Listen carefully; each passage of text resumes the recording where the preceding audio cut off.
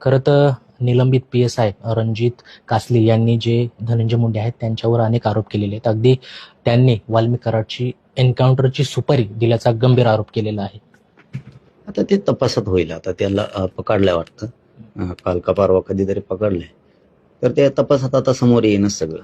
वाटलं असेल त्याला एखाद्या वेळेस आता खूप पैसे कमवून झालेत, खूप प्रॉपर्टी कमवून झाली, त्याची आता गरज न राहिली, टाका मारून त्याला, असं असू शकतं.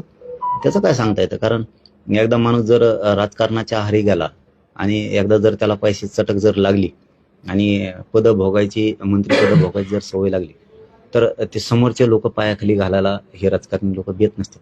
वाटलं असं आता बस झाला, त्याचा खूप वापर झाला, आता आपलं घरानं मोठं झालं खूप, आता टाका हे करू.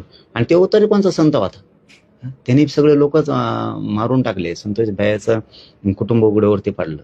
त्याला तर फाशी देऊन गोळ्या घातल्या पाहिजेत. त्याला तर असं तसं सोडलं नाही पाहिजे, त्याला फाशी देऊन गोळ्या घातल्या पाहिजेत.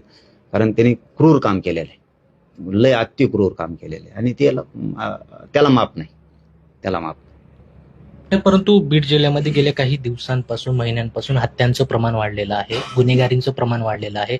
2 दिवसापूर्वी देखील अंबाजोगाईमध्ये एका वकील युतीवरती तिथल्याच सरपंचांच्या कार्यकर्त्यांनी अत्यंत बेदारकपणे मारहाण केलेली आहे. अगदी त्यांच्या पाठीवर वळ उठल्याचं देखील दिसत आहे.